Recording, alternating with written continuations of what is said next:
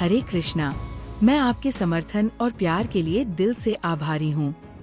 आपके एक एक कमेंट, लाइक और शेयर से मुझे नई ऊर्जा मिलती है। अगर आपको मेरे वीडियो पसंद आते हैं और आप मेरे साथ जुड़े रहना चाहते हैं तो कृपया मेरे YouTube चैनल को सब्सक्राइब करें। आपका एक सब्सक्राइब मेरे लिए बहुत मायने रखता है और मुझे आगे भी आपके लिए और अच्छा कंटेंट बनाने की प्रेरणा देता है। आज के इस वीडियो में हम जानेंगे, जब रात को नींद नहीं आती, श्री कृष्ण का ये ज्ञान जरूर सुनो। जीवन में अक्सर हमारी रातों की नींद उड़ जाती है क्योंकि हम भविष्य की चिंताओं में उलझे रहते हैं या अपने किए गए कार्यों के परिणामों को लेकर परेशान रहते हैं। श्री कृष्ण की अमर शिक्षाओं में से एक, कर्मण्येवाधिकारस्ते मा फलेषु कदाचन, आपका अधिकार केवल कर्म करने पर है, उसके फलों पर कभी नहीं, हमें इसी दुविधा से बाहर निकलने का मार्ग दिखाती है। ये श्लोक भगवत गीता का सार है और बताता है कि हमें अपना कर्तव्य पूरी निष्ठा और ईमानदारी से करना चाहिए, लेकिन उसके परिणाम क्या होंगे, इसकी चिंता छोड़ देनी चाहिए। जब हम अपने कार्य के फल से खुद को अलग कर लेते हैं तो मन पर से एक बड़ा बोझ हट जाता है।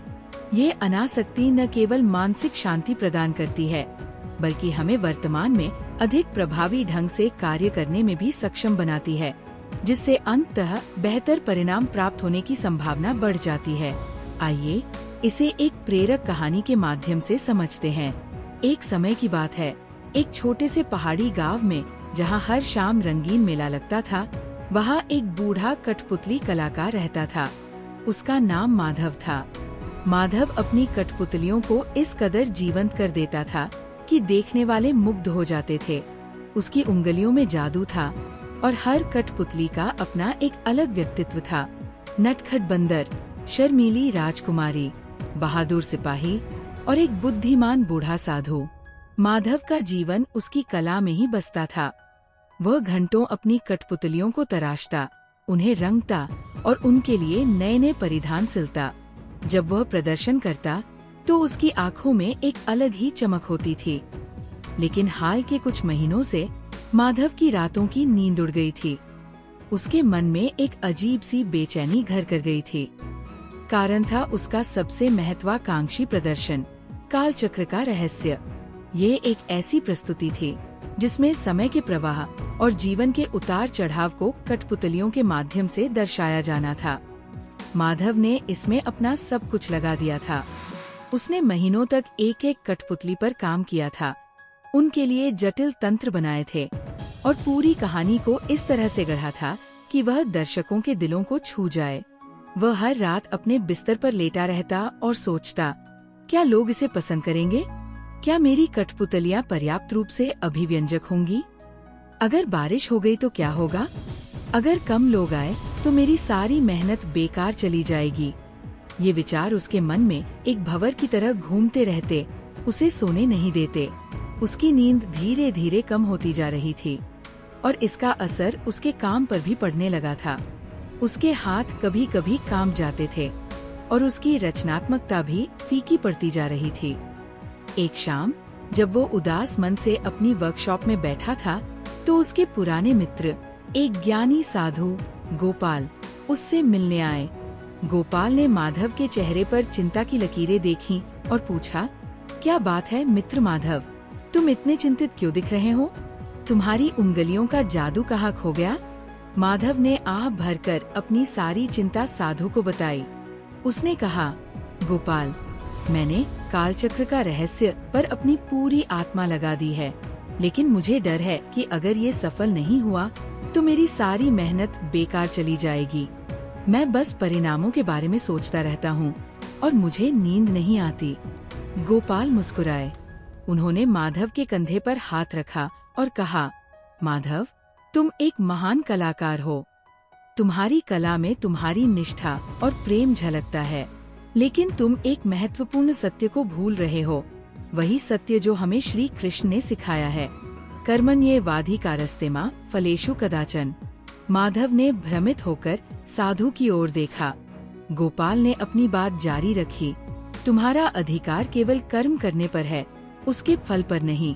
तुम अपनी कठपुतलियों को बनाने, उन्हें जीवंत करने और अपना सर्वश्रेष्ठ प्रदर्शन देने के लिए स्वतंत्र हो। ये तुम्हारा कर्म है और तुम इसे पूरी निष्ठा से कर रहे हो। लेकिन उस प्रदर्शन को कितने लोग देखने आएंगे, वे कैसी प्रतिक्रिया देंगे, बारिश होगी या नहीं, ये तुम्हारे नियंत्रण में नहीं है। ये परिणाम है और तुम उन अदृश्य धागों को नियंत्रित करने का प्रयास कर रहे हो जो तुम्हारे हाथ में नहीं है। गोपाल ने आगे समझाया, कल्पना करो कि तुम अपनी कठपुतलियों को मंच पर नाच रहे हो। तुम उनके धागों को खींचते हो, उन्हें घुमाते हो, उन्हें संवाद बुलवाते हो। लेकिन क्या तुम इस बात की चिंता करते हो कि मंच पर रोशनी कैसे पड़ेगी या दर्शकों में कौन कौन बैठा होगा? नहीं, तुम बस अपना काम करते हो। ठीक वैसे ही जीवन में भी हमें अपने हिस्से का कर्म करना है। जब तुम परिणाम के बारे में सोचना बंद कर देते हो तो तुम्हारा मन शांत हो जाता है। ये शांति तुम्हें अपने वर्तमान कार्य पर पूरी तरह से ध्यान केंद्रित करने की अनुमति देती है। सोचो, जब तुम परिणामों की चिंता में उलझते हो तो क्या तुम अपनी कठपुतलियों को उतनी ही लगन से तराश पाते हो? क्या तुम उन्हें उतने ही प्रेम से रंग पाते हो? नहीं, तुम्हारी चिंता तुम्हारी कला को धूमिल कर देती है।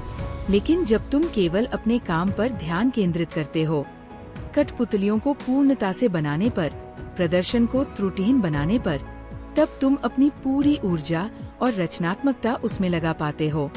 और यही सच्ची सफलता का रहस्य है। माधव ने ध्यान से सुना। उसे गोपाल की बात समझ में आने लगी थी। उसने महसूस किया कि उसकी चिंताएं उसे अपने वर्तमान कार्य से दूर खींच रही थी और उसकी ऊर्जा को बेकार कर रही थी।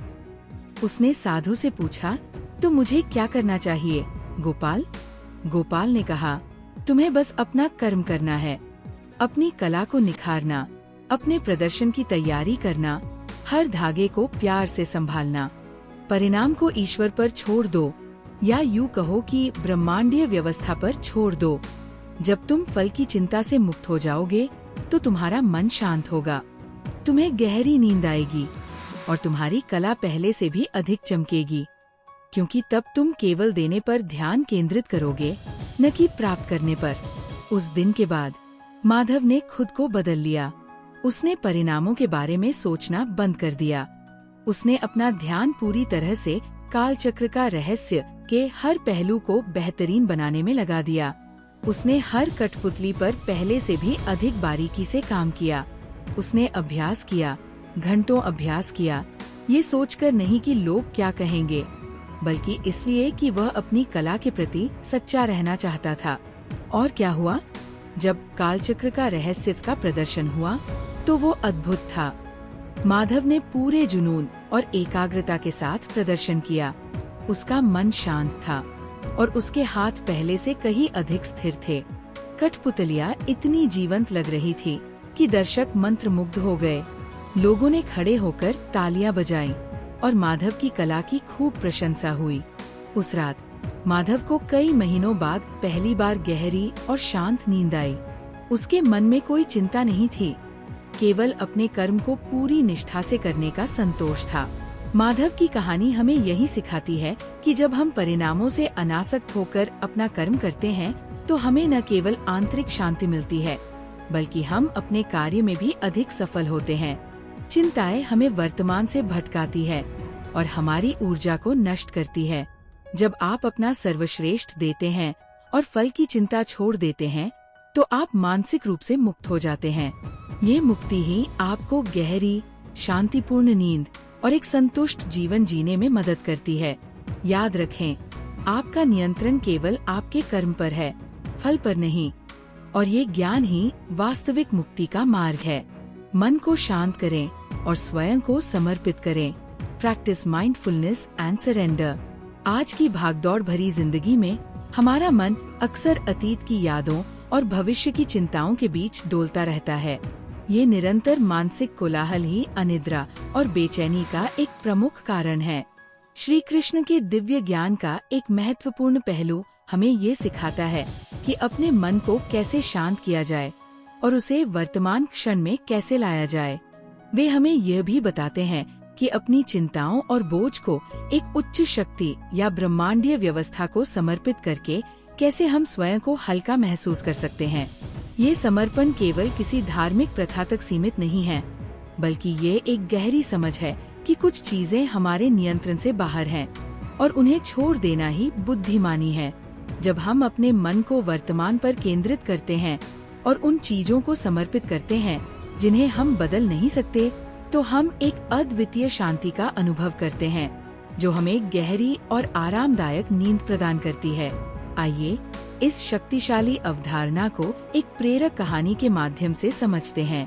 हिमालय की तलहटी में बसा एक शांत मठ था, जहाँ गौतम नाम का एक युवा भिक्षु रहता था। गौतम बुद्धिमान और मेहनती था, लेकिन उसका मन अक्सर अशांत रहता था। वह अपनी साधना में पूरी तरह से लीन नहीं हो पाता था, क्योंकि उसका दिमाग लगातार विचारों के जाल में उलझा रहता था। उसे अक्सर रात में नींद नहीं आती थी। उसका मन कभी अतीत की गलतियों को दोहराता, तो कभी भविष्य की अज्ञात चुनौतियों को लेकर परेशान रहता। वह जानता था कि मन को शांत करना ही मोक्ष का मार्ग है, लेकिन वह इसमें सफल नहीं हो रहा था। मठ में एक बहुत पुराना और गहरा कुआं था। इस कुएं का पानी ठंडा और मीठा था, लेकिन इसका रास्ता बहुत संकरा और अंधेरा था। एक दिन मठ के सबसे सम्मानित और वृद्ध गुरु आचार्य आनंद ने गौतम को बुलाया।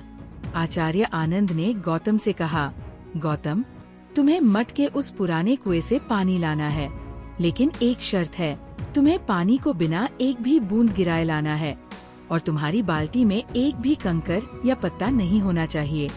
गौतम ने आचार्य की बात सुनी और चिंतित हो गया। वह जानता था कि वह कुआं कितना गहरा और संकरा था। उसमें बाल्टी डालना और उसे ऊपर खींचना, वो भी बिना कुछ गिराए, लगभग असंभव था। वह सोचने लगा, अगर मैं असफल हो गया तो क्या होगा? गुरुदेव मुझ पर क्या सोचेंगे? ये तो बहुत कठिन कार्य है। इन विचारों ने उसके मन में घर कर लिया। वह दिन भर कुएं के पास जाता, बाल्टी को देखता, लेकिन उसे डालने की हिम्मत नहीं जुटा पाता। रात में भी उसे नींद नहीं आई। उसके दिमाग में बार बार वही डर घूमता रहा, असफलता का डर, गुरु के सामने शर्मिंदगी का डर। अगले दिन वह फिर आचार्य के पास गया और बोला, गुरुदेव, मैं उस कुएं से पानी लाने में असमर्थ हूँ। मुझे डर है कि मैं बाल्टी गिरा दूंगा या पानी छलका दूंगा। मेरा मन बहुत अशांत है। आचार्य आनंद ने मुस्कुराते हुए कहा, गौतम, तुम्हें अपनी बेचैनी का कारण मिल गया है। जिस तरह तुम उस कुएं के बारे में सोच सोच कर परेशान हो रहे हो, ठीक उसी तरह तुम अपने जीवन के अन्य पहलुओं में भी करते हो। तुम वर्तमान कार्य पर ध्यान केंद्रित करने के बजाय उसके संभावित परिणामों और अपनी क्षमता पर संदेह करते हो। यही तुम्हारे मन की अशांति का मूल है।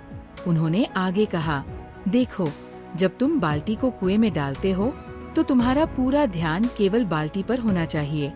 तुम्हें उस समय ये नहीं सोचना चाहिए कि पानी ठंडा होगा या नहीं, कितने लोग मुझे देख रहे हैं, या अगर मैंने गिरा दिया तो क्या होगा। तुम्हारा मन उस क्षण में केंद्रित होना चाहिए। बाल्टी को धीरे धीरे नीचे जाने देना, पानी भरते ही उसे स्थिरता से ऊपर खींचना, यही माइंडफुलनेस है। और दूसरा पहलू है समर्पण। जब तुम अपने पूरे प्रयास कर लेते हो तो तुम्हें परिणाम को छोड़ देना चाहिए। तुमने अपना सर्वश्रेष्ठ दिया। अब अगर गलती से एक बूंद गिर भी जाती है तो भी तुमने अपना कर्म पूरा किया। तुम्हें उस पर नियंत्रण पाने की कोशिश नहीं करनी चाहिए जो तुम्हारे हाथ में नहीं है। बाल्टी को ऊपर खींचते समय अगर अचानक हवा का झोंका आया और पानी छलका गया तो वह तुम्हारे नियंत्रण में नहीं था। उस स्थिति को स्वीकार करना और समर्पित करना ही बुद्धिमानी है। आचार्य ने समझाया, हमारा मन एक शांत तालाब की तरह है। जब तुम पत्थर फेंकते हो यानी अनावश्यक चिंताएं करते हो तो उसमें लहरें उठती हैं और वह अशांत हो जाता है। लेकिन जब तुम पत्थरों को फेंकना बंद कर देते हो तो तालाब धीरे धीरे शांत हो जाता है। ठीक वैसे ही जब तुम अतीत और भविष्य की चिंताओं को छोड़ देते हो और वर्तमान में रहते हो तो तुम्हारा मन शांत हो जाता है। जाओ गौतम, इस बार कुएं के पास जाओ, बाल्टी उठाओ, अपना पूरा ध्यान बाल्टी को कुएं में डालने और उसे ऊपर खींचने पर केंद्रित करो। हर पल पर ध्यान दो, रस्सी की बनावट, बाल्टी के पानी में उतरने की आवाज, पानी की ठंडक। और जब तुम उसे ऊपर खींचते हो तो परिणाम की चिंता मत करो, बस अपना कर्म करो और परिणाम को ब्रह्मांड पर छोड़ दो। गौतम ने आचार्य की बातों को गहराई से समझा। वह कुएं के पास गया। इस बार उसके मन में कोई डर या चिंता नहीं थी। उसने बाल्टी उठाई, उसने अपनी सांसों पर ध्यान केंद्रित किया। धीरे धीरे उसने बाल्टी को कुएं में उतारा। उसका पूरा ध्यान बाल्टी की गति पर था। उसने महसूस किया कि बाल्टी पानी को छू रही है और वो ध्यान से उसे भरने लगा। जब बाल्टी भर गई तो उसने उसे धीरे धीरे ऊपर खींचना शुरू किया। उसका हर अंग पूरी तरह से वर्तमान कार्य पर केंद्रित था। इस बार उसके मन में कोई विचार नहीं था, न असफलता का, न सफलता का। वह बस कर रहा था। जब बाल्टी ऊपर आई तो उसमें पानी भरा हुआ था, बिना एक भी बूंद छलके, बिना किसी कंकड़ या पत्ते के। गौतम की आंखों में खुशी के आंसू आ गए। उसने आचार्य को पानी की बाल्टी सौंपी। आचार्य आनंद ने मुस्कुराते हुए कहा, देखो गौतम, तुमने कर दिखाया। जब तुमने मन को वर्तमान क्षण में केंद्रित किया और परिणाम की चिंता छोड़ दी तो तुम्हें सफलता मिली। यही जीवन का रहस्य है। जब तुम अपने मन को अनावश्यक विचारों से मुक्त कर देते हो तो वह शांत हो जाता है, और जब तुम उन चीजों को समर्पित कर देते हो जो तुम्हारे नियंत्रण में नहीं, तो तुम एक असीम शांति का अनुभव करते हो। उस रात गौतम को कई महीनों बाद पहली बार गहरी और शांत नींद आई। उसका मन शांत था, ठीक उस कुएं के पानी की तरह जो अब उसकी बाल्टी में बिना किसी बाधा के आ गया था। उसने समझ लिया था कि शांति बाहरी परिस्थितियों में नहीं, बल्कि भीतर छिपी है, हमारे मन को नियंत्रित करने और खुद को समर्पित करने की हमारी क्षमता में। गौतम की कहानी हमें सिखाती है कि हमारे मन की अशांति और अनिद्रा का सीधा संबंध हमारे विचारों पर हमारे नियंत्रण की कमी और परिणामों के प्रति हमारे अत्यधिक जुड़ाव से है। जब हम माइंडफुलनेस, सचेतनता का अभ्यास करते हैं, यानी अपने मन को वर्तमान क्षण में लाते हैं, अपनी सांसों पर ध्यान केंद्रित करते हैं और अपने आसपास की दुनिया को बिना किसी निर्णय के अनुभव करते हैं, तो हमारा मन शांत होने लगता है। और जब हम उन चिंताओं और बोझ को समर्पित कर देते हैं जो हमारे नियंत्रण से बाहर हैं, तो हम एक गहरी शांति का अनुभव करते हैं। ये शांति ही हमें गहरी और आरामदायक नींद प्रदान करती है और हमें जीवन की चुनौतियों का सामना करने के लिए अधिक तैयार करती है। अपने मन को शांत करें और अपने बोझ को समर्पित करें। यही श्री कृष्ण का वह ज्ञान है जो आपको असीम शांति प्रदान कर सकता है। चिंताओं की क्षणभंगुर प्रकृति को समझें। Understand the ephemeral nature of worries. जीवन में अक्सर हम अपनी चिंताओं को इतना बड़ा और स्थायी मान लेते हैं कि वे हमें पूरी तरह से घेर लेती है।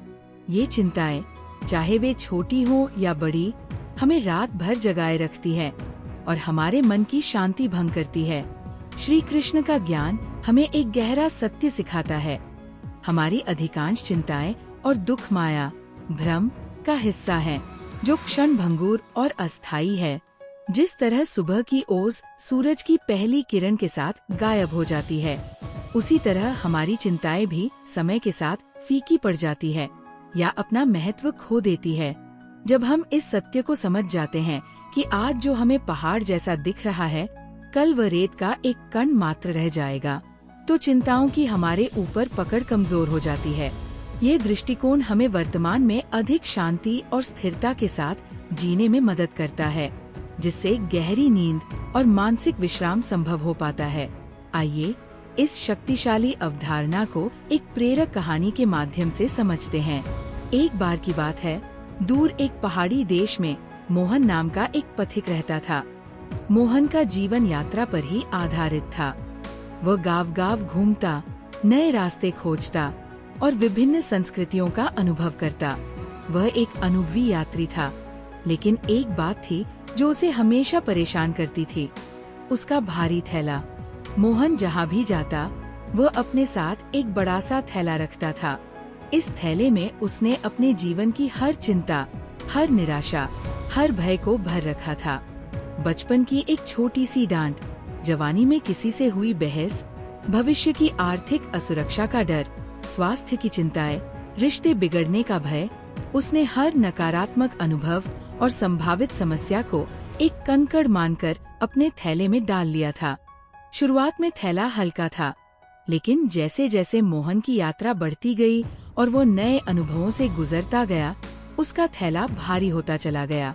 रात में जब वो सोने की कोशिश करता, तो थैले का बोझ उसे दबा देता।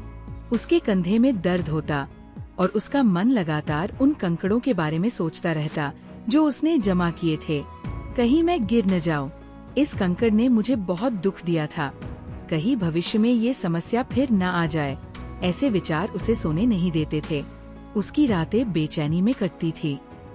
वह जानता था कि इस थैले का बोझ उसकी यात्रा को धीमा कर रहा है और उसकी खुशी छीन रहा है, लेकिन वो नहीं जानता था कि इससे कैसे छुटकारा पाए। एक दिन मोहन अपनी यात्रा के दौरान एक ऐसे स्थान पर पहुंचा जहां एक शांत झरना बह रहा था। झरने के पास एक प्राचीन मंदिर था और वहां एक ज्ञानी वृद्ध संत ध्यान कर रहे थे। संत के चेहरे पर असीम शांति थी, जो मोहन ने पहले कभी नहीं देखी थी। मोहन ने संत को प्रणाम किया और अपनी व्यथा सुनाई। महाराज, मैं एक पथिक हूँ, लेकिन मेरा जीवन इस भारी थैले के कारण एक बोझ बन गया है। मेरी रातें बेचैनी में कटती हैं, मुझे नींद नहीं आती। कृपया मुझे इस बोझ से मुक्ति का मार्ग दिखाए। संत ने मोहन की बात ध्यान से सुनी।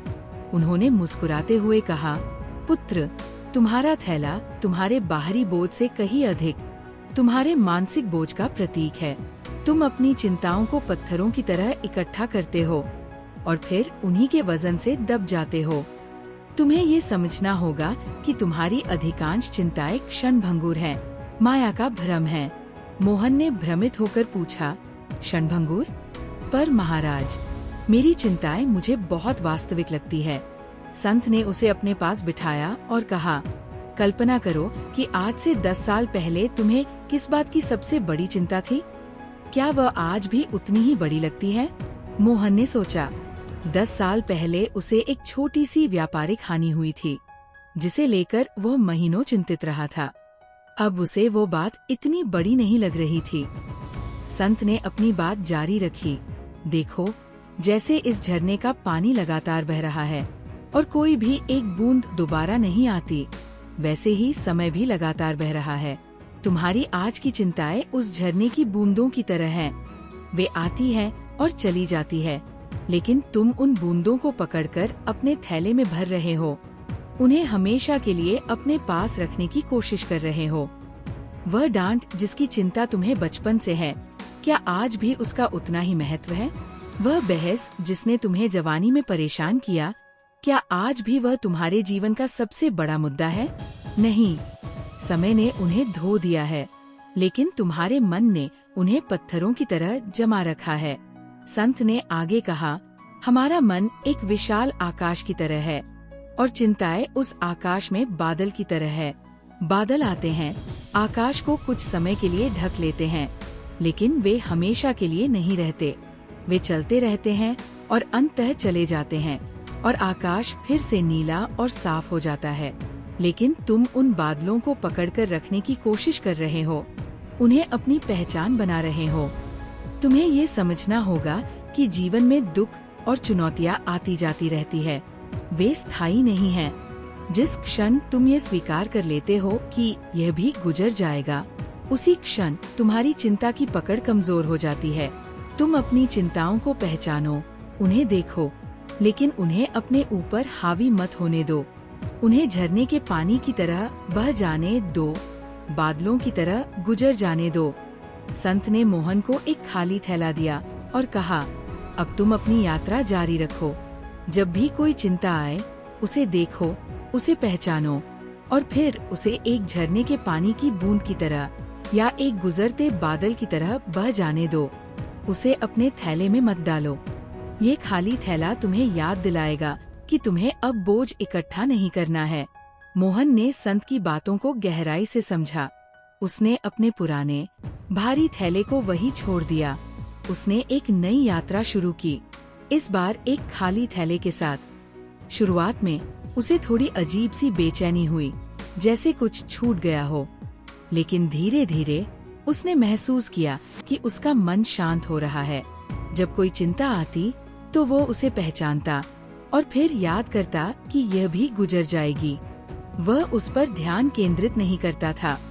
उसने देखा कि उसके कंधे अब हल्के थे। वह रात में अब शांति से सो पाता था। उसकी यात्रा अब पहले से कहीं अधिक आनंददायक हो गई थी, क्योंकि वो हर पल को पूरी तरह से जी रहा था, बिना भविष्य के बोझ या अतीत के पछतावे के। वह जानता था कि चुनौतियां आएंगी, लेकिन उसने यह भी जान लिया था कि वे स्थायी नहीं होंगी। उसने चिंताओं की क्षणभंगुर प्रकृति को समझ लिया था। मोहन की कहानी हमें ये बताती है कि हमारी अधिकांश चिंताएं और दुख वास्तव में हमारे मन द्वारा बनाए गए भ्रम हैं। हम उन्हें तब तक बड़ा बनाते रहते हैं जब तक वे हमें जकड़ न लें। श्री कृष्ण का ज्ञान हमें सिखाता है कि हमें इन चिंताओं को एक गुजरते बादल या बहते हुए पानी की तरह देखना चाहिए। वे आते हैं और चले जाते हैं। जब हम इस क्षणभंगुरता को स्वीकार कर लेते हैं, तो चिंताओं की हमारे ऊपर पकड़ ढीली हो जाती है। यह हमें मानसिक रूप से मुक्त करता है, जिससे हम वर्तमान क्षण में अधिक शांति और ध्यान के साथ रह पाते हैं। जब मन इस तरह से शांत होता है, तो गहरी आरामदायक नींद स्वाभाविक रूप से आती है। अपनी चिंताओं की प्रकृति को पहचानें और उन्हें अपने ऊपर हावी न होने दें। यही वह ज्ञान है जो आपको आंतरिक शांति की ओर ले जाएगा। आंतरिक शांति और संतोष विकसित करें। Cultivate inner peace and contentment. हमारी रातों की नींद अक्सर बाहरी परिस्थितियों पर हमारी अत्यधिक निर्भरता के कारण उड़ जाती है। हम सोचते हैं कि खुशी और संतोष भौतिक वस्तुओं, सामाजिक स्थिति या दूसरों की स्वीकृति से आएंगे, लेकिन श्री कृष्ण का गहन ज्ञान हमें ये सिखाता है कि सच्ची शांति और संतोष भीतर से आते हैं, बाहरी दुनिया से नहीं। ये एक ऐसी अवस्था है जहां आप अपने भीतर संतुष्टि पाते हैं, चाहे आपके आसपास कुछ भी हो रहा हो।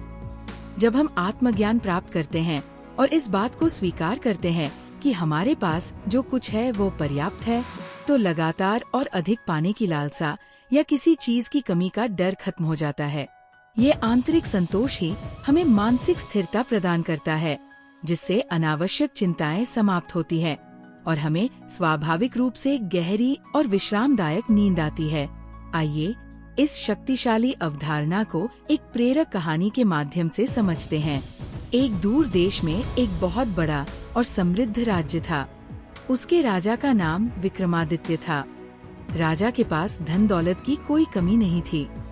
उसके महल सोने और रत्नों से जगमगाते थे। उसके पास सबसे अच्छी सेना थी, सबसे सुंदर उद्यान थे और सबसे स्वादिष्ट भोजन। वह जो चाहता पल भर में उसे मिल जाता था। फिर भी राजा विक्रमादित्य खुश नहीं था। उसे रात में नींद नहीं आती थी। उसका मन हमेशा अशांत रहता था। राजा का मन हमेशा और अधिक की तलाश में रहता था। उसके पास 10 गांव थे तो वह 20 चाहता था।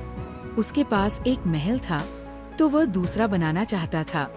उसे लगता था कि अगर उसे वो सब कुछ मिल जाए जो वो चाहता है, तो उसे सच्ची खुशी और शांति मिलेगी।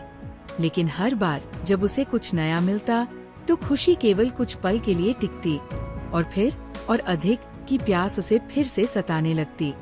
ये प्यास इतनी गहरी थी कि उसे बेचैन रखती और उसे कभी भी गहरी नींद नहीं आने देती।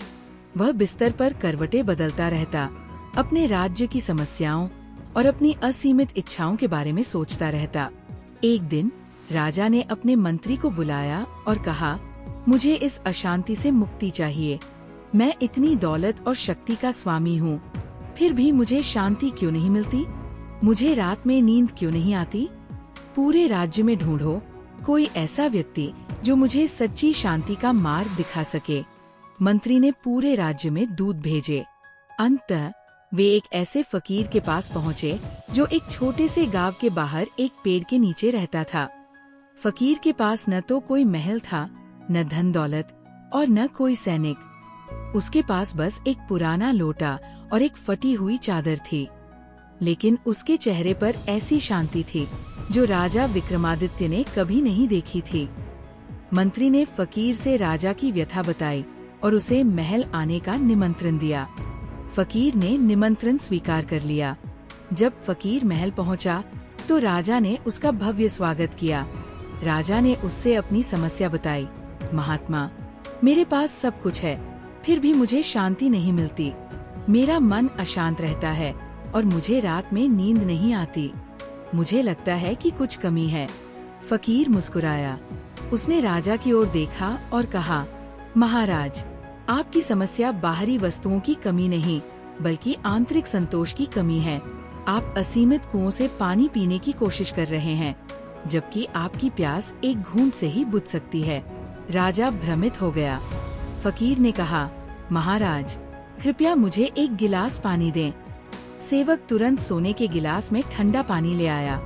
फकीर ने पानी का घूंट भरा और कहा, महाराज, इस एक घूंट पानी ने मेरी प्यास बुझा दी।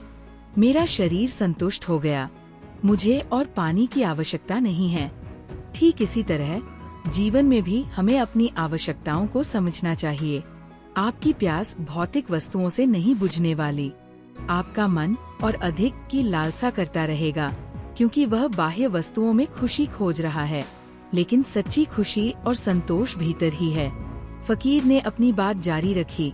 आपकी नींद इसलिए उड़ जाती है क्योंकि आप लगातार इस बात की चिंता करते हैं कि आपके पास क्या नहीं है या आप क्या खो सकते हैं। आप अपने पास जो है उसकी सराहना नहीं करते। आत्मज्ञान हमें ये समझने में मदद करता है कि हमारी असली पहचान भौतिक वस्तुओं या सामाजिक स्थिति से नहीं है, बल्कि हमारे भीतर की आत्मा से है, जो हमेशा शांत और पूर्ण है। जब आप ये समझते हैं कि आपकी वास्तविक आवश्यकताएं क्या हैं, भोजन, आश्रय, प्रेम और मानसिक शांति, और उन्हें बाहरी दुनिया में असीमित रूप से खोजने के बजाय अपने भीतर ही संतुष्टि पाते हैं, तो आप संतोष, कॉन्टेंटमेंट की अवस्था प्राप्त करते हैं। यह संतोष आपको लालच, भय और ईर्ष्या से मुक्त करता है। महाराज, अपने पास जो कुछ है उसके लिए कृतज्ञता व्यक्त करना सीखें। अपने छोटे छोटे सुखों को पहचानें। जब आप अपने भीतर की शांति को खोजना शुरू करेंगे, तो आपको पता चलेगा कि आपको बाहर कुछ भी खोजने की आवश्यकता नहीं है। जब आपका मन बाहरी दौड़ धूप से मुक्त हो जाएगा और आंतरिक शांति में लीन हो जाएगा, तभी आपको गहरी और सच्ची नींद मिलेगी। फकीर ने एक और उदाहरण दिया। कल्पना कीजिए कि आपके पास एक सुंदर बगीचा है। आप दिन रात चिंता करते हैं कि कहीं कोई फूल मुरझा न जाए या कोई कीड़ा पौधों को नुकसान न पहुंचा दे। इस चिंता में आप बगीचे की सुंदरता का आनंद ही नहीं ले पाते। लेकिन जब आप पौधों की देखभाल पूरी लगन से करते हैं और फिर ये स्वीकार कर लेते हैं कि कुछ चीजें आपके नियंत्रण में नहीं हैं, तो आप शांति पाते हैं। आप जानते हैं कि आपने अपना सर्वश्रेष्ठ किया है और अब आप बगीचे की प्राकृतिक सुंदरता का आनंद ले सकते हैं। आपकी इच्छाएं उस बगीचे के मुरझाए हुए फूलों की तरह हैं। आप उन्हें पकड़कर रखना चाहते हैं, लेकिन वे अंततः मुरझा ही जाएंगी। लेकिन जब आप ये स्वीकार करते हैं कि फूल खिलेंगे और मुरझाएंगे और आप नए फूलों की सुंदरता को पहचानते हैं, तो आप संतोष पाते हैं। राजा विक्रमादित्य ने फकीर की बातों को गहराई से सुना। उसने महसूस किया कि उसकी सारी दौलत उसे शांति नहीं दे पाई थी, क्योंकि उसकी प्यास कभी बुझती ही नहीं थी। उसने अपने भीतर झांका और पाया कि फकीर सही कह रहा था। सच्ची खुशी बाहरी वस्तुओं में नहीं, बल्कि संतोष और कृतज्ञता में थी। राजा ने उस दिन से अपने जीवन को बदलना शुरू किया। उसने अपने पास जो कुछ था उसके लिए कृतज्ञता व्यक्त करना शुरू किया। उसने साधारण भोजन का आनंद लेना सीखा, अपने उद्यानों की सुंदरता को निहारा और अपने लोगों की सेवा में सच्चा संतोष पाया। उसने और अधिक की दौड़ छोड़ दी। उसने अपने भीतर की शांति पर ध्यान केंद्रित किया और क्या हुआ? धीरे धीरे उसकी रातों की नींद वापस आ गई। उसका मन शांत रहने लगा। वह अब गहरी, आरामदायक नींद सोता था, क्योंकि उसके मन में कोई लालसा या भय नहीं था। उसने आंतरिक शांति और संतोष को पा लिया था। उसने सीखा कि राजा होने के बावजूद उसकी सबसे बड़ी संपत्ति उसके भीतर की शांति थी, जिसे कोई भी बाहरी शक्ति छीन नहीं सकती थी। राजा विक्रमादित्य की कहानी हमें ये सिखाती है कि सच्ची नींद और मन की शांति बाहरी धन या उपलब्धियों से नहीं आती। इसके बजाय ये आंतरिक शांति और संतोष, इनर पीस एंड कॉन्टेंटमेंट को विकसित करने से आती है। जब हम ये समझते हैं कि हमारी वास्तविक खुशी और पूर्णता हमारे भीतर ही है और हम अपने पास जो कुछ है उसके लिए कृतज्ञता महसूस करते हैं, तो और अधिक की अंतहीन दौड़ समाप्त हो जाती है। यह दृष्टिकोण हमें भय, लालच और तुलना से मुक्त करता है, जिससे हमारा मन शांत होता है।